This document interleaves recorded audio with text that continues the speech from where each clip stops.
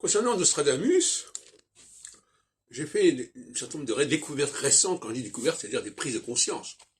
Parce que c'est des documents qu'on connaît, mais on ne sait pas les utiliser correctement. On ne sait pas les exploiter correctement. Je faisais la réflexion concernant un certain quatrain de la 8e centurie, qui comportait le mot Masselin. Je viendrai dans un texte d'accompagnement. Mais je disais que ce mot Masselin se retrouvait dans l'épître au pape Pie IV de 1562. Mais je n'avais pas été jusqu'au bout de mon raisonnement. Parce que si elle se retrouve dans l'épître au pape Pie IV, c'est que l'épître au pape Pie IV figurait dans le deuxième volet des centuries. Et qu'elle a été remplacée par la suite par l'épître Henri II, qui n'a pas beaucoup de sens. Surtout au moment où ça paraît, ce deuxième volet, c'est-à-dire vers 1593, à la veille du couronnement d'Henri IV. Henri, bon, il y a Henri II, Henri IV, Henri le Grand, hein, tout ça, c'est pas non plus par hasard. Et donc, j'en arrive à la conclusion que, au départ, je dis pas au moment de la publication, mais au départ de la conception du processus, on avait bel et bien l'intention de faire commencer l'épître, le deuxième volet par l'épître au pape, et non pas par l'épître à Henri II, qui existait déjà, parce qu'il y avait déjà une épître à Henri II qui était parue en 1556 en tête des présages merveilleux. Alors pourquoi aurait-on fait une deuxième épître pour les prophéties, avec la même chose finalement, même destinataire, etc.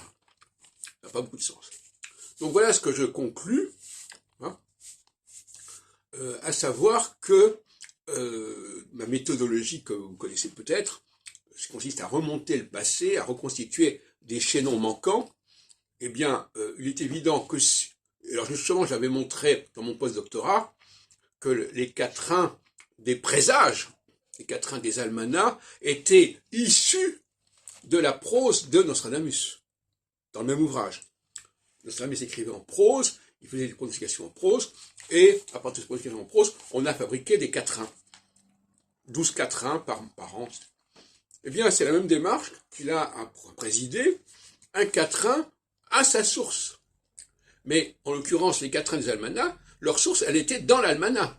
Eh bien, là aussi, le quatrain en question Masselin a sa source dans le volume en question, c'est-à-dire qu'il devait, cet épître au pape devait figurer en tête du second volet. C'est l'épître au pape qui parle notamment de la naissance d'un antéchrist qui s'appelait Marcelin, il y a un jeu de mots, en 1566, qui curieusement d'ailleurs est l'année de la mort de Nostradamus. Et donc, en 1593, on n'est pas très loin finalement. On est 27 ans plus tard. Et donc, bon. Alors, l'épître à Henri II, elle change complètement le système, puisqu'elle parle de 1792, etc. Bon, elle reporte au calendrier grec les échéances. Elle reprend certains thèmes antéchristiques qui ne figuraient pas d'ailleurs dans l'épître à Henri II d'origine. Il faut quand même les comparer, ces deux épîtres. J'ai publié d'ailleurs cet épître à Henri II numéro 1, publié dans mon bouquin sur documents inexploités sur le phénomène Nostradamus. Vous pouvez le trouver aux éditions RAM4. Et donc,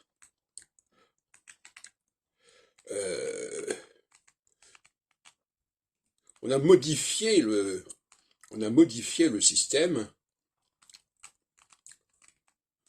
pour des raisons qui nous échappent d'ailleurs. Voilà, vous trouverez tout le dossier là-dedans, hein, avec beaucoup de facsimilés.